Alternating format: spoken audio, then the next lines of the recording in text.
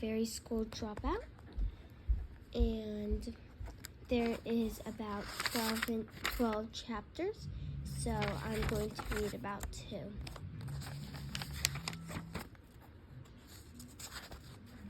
Let's read the back cover. Ellie comes from a famous fairy family, but that doesn't mean Ellie loves being a fairy. In fact, she hates it. She can't stand the itchy tutus. She would rather ride a skateboard than fly, and she messes up all her spells. Then Ellie meets Jess, the human who helps Ellie fix her magnifying wand. Ellie never dreamed of being a friend with a human could make her life so much better. It is a working wand enough, but is a working wand enough to keep her from being kicked out from fairy school forever? Let's see what happens. If you have this book, turn to page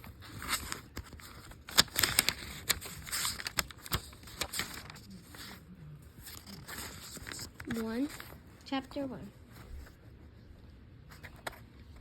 If you happen to look through the kitchen window of 27 Raspberries Drive at 7:50 late Friday morning, you would have seen something so totally normal that you wouldn't have to think twice about it. Miss Nottleweed Eversproutly was rushing around trying to find her toolbox before she flew off to work. Miss Nottleweed Eversproutly was there too, making sandwiches in her kitchen counter. Carrie, the baby, was in her high chair, drooling as usual. And Carrie's big sister, Ellie, was eating her cereal and reading a comic book before she head off to school. In fact, it was all very dull. You might have even yawned a bit before you went on your way because the scene in the kitchen is so boring.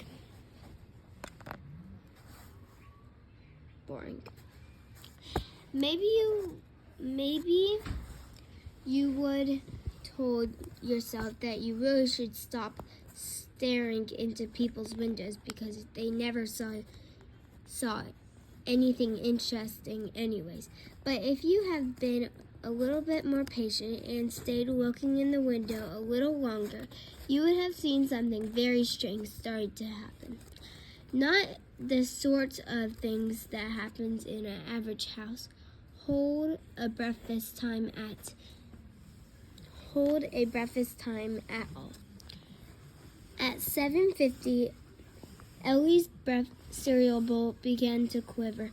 2 minutes later, she started rocking from side to side. Next page, page 3. At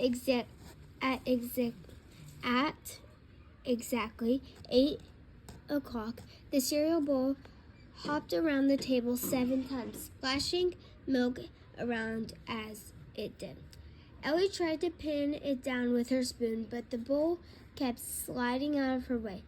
Then, at 8:01, it floated up into the air. "Stop that!" Ellie said crossly, trying to grab it. "Come back here immediately!" But the cereal bowl continued to float higher and higher until it was positioned recent above her head. Ellie had never feeling she knew what was coming next. But there was nothing she could do except squeeze her eyes shut. Sure enough, the bowl tipped upside down, and Ellie found herself covered in brain flakes and raisins, with a river of cold milk floating down the back of her neck. Carl laughed and banged her spoon on her high chair. Ellie removed the brain flakes from her ear and glared at her baby sister. "You did this on purpose," she said. "Everyone else might think you're cute and innocent, but I know better. You're too smart for your own good." Carol did what any baby would do. She drooled some more, but this wasn't an ordinary drool. Carrie drooled sparkles like it was filled with tiny crystals. Miss Cattleweed, ever sprouting, rushed into the room. "Ellie, have you seen my—" she started. But stopped shortly when she saw the breakfast covered daughter. But she stopped early when she saw her breakfast covered daughter. "What are you doing?" she asked crossly. "There's no time for messing around. You have to leave for school in 1 minute." Next page. "It wasn't me, Mom," explained Ellie. "It was Carla." Miss Nottleweed, ever sprouting, shook her head sadly. "Oh no." Ellie knew what her mom was thinking, but it was true. She protested. "Why wouldn't anyone ever believe me when Carl knows magic? They're fairies after all. We aren't.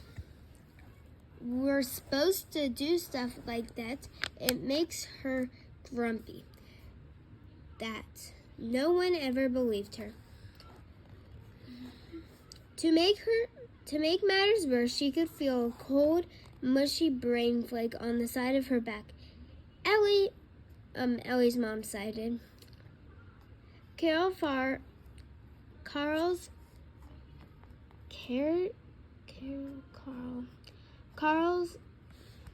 far too young to know any magic. "Well, it wasn't me," grumbled Ellie. But there wasn't any point of arguing. The most annoying part was that Ellie knew there was no way she could ever make the bowl rise like that. Next page.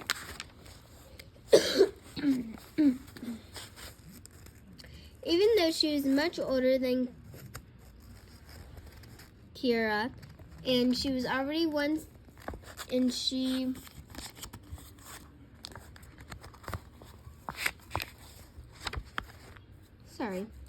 even though she was much older than Carl and was already going to one of the best fairy accoutrements in the fairy kingdom. In fact, Ellie had already been to three of the best fairy accoutrements in Fairy Kingdom. Unfortunately, she also been expelled from 2 of them. Both times have been because she's done accidentally.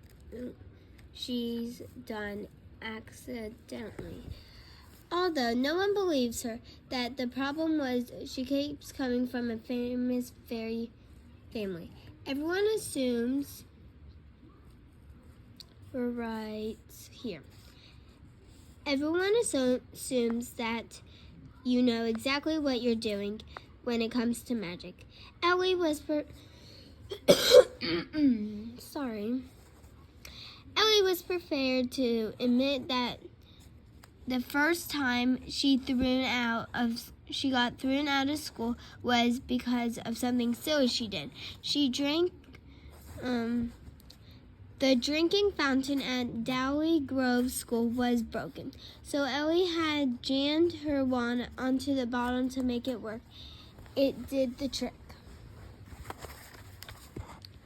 Ways to identify a fairy. Fairies must never have more than 10 freckles. Tongue is more purple than pink. The fingers have to shimmer and twinkle when wiggling. Fairies are a few shorter inches than humans and become shorter throughout the week. Very shiny hair. Wings. Fairies often seem light transparent, especially when there is a strong light beyond them. Small feet. Next page. But probably a little too wild.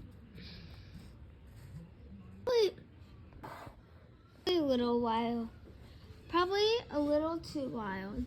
Well, water spouted up into the air so strongly that it broke the roof and surged through the class above.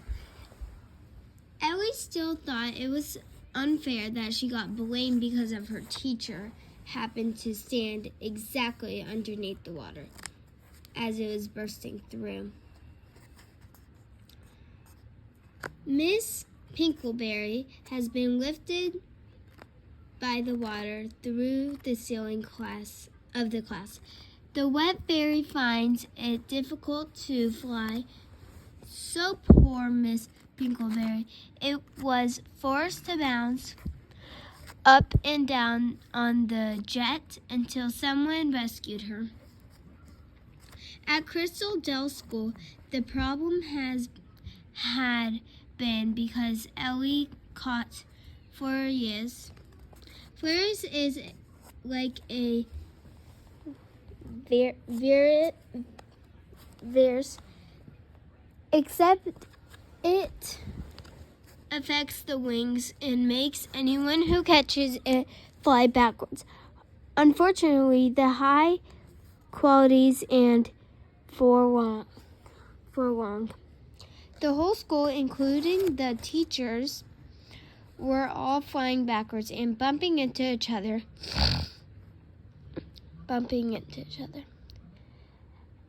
Ellie was sent home to recover, but when she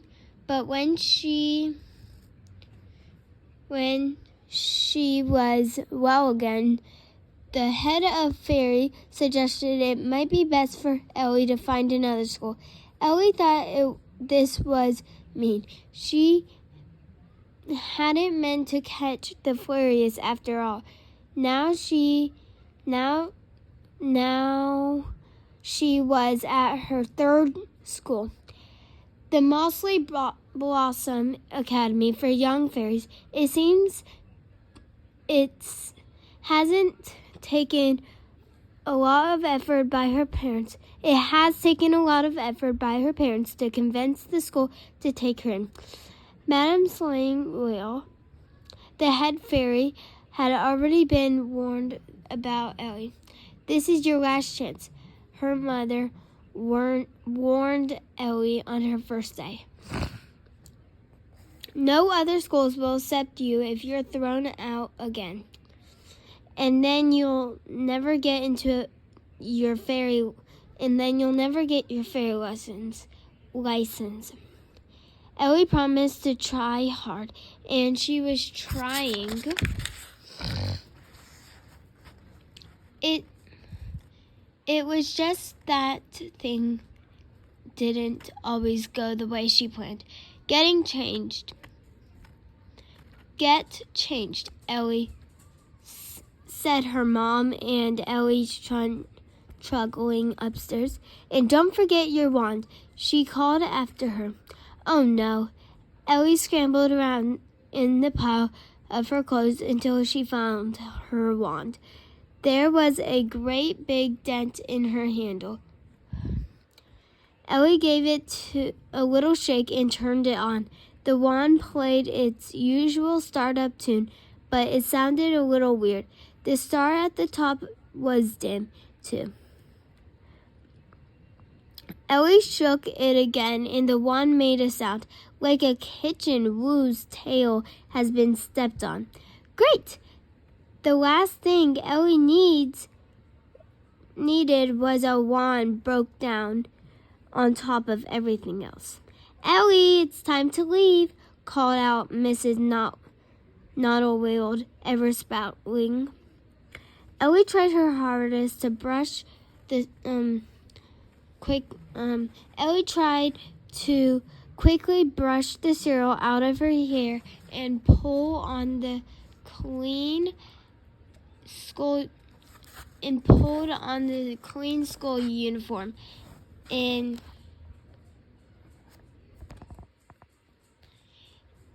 the first year of Mossly Blue, she had to wear a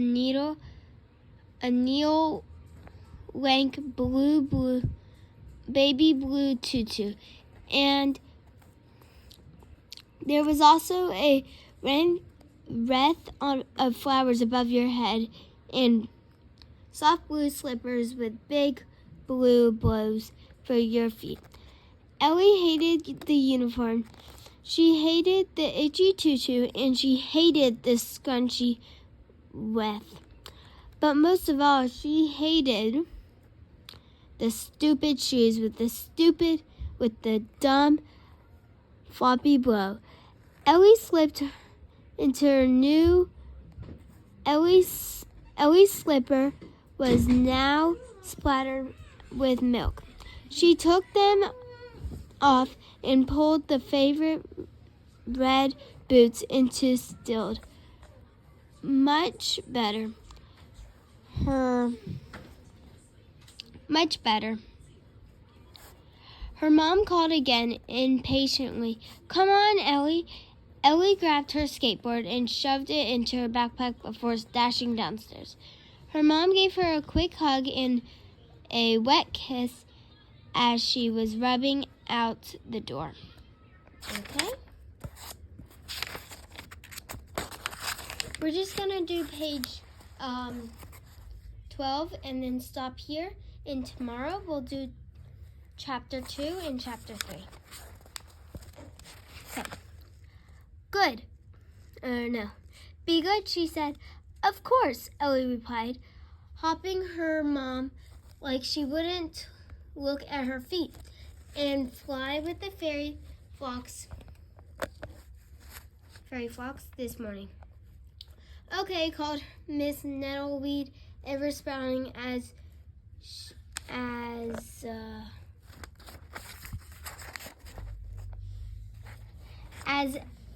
Ellie dashed off. It would be nice to have 1 week where your head fairy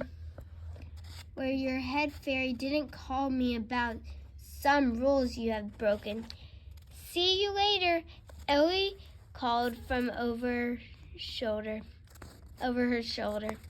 Maybe she could predict she hasn't heard any last bit.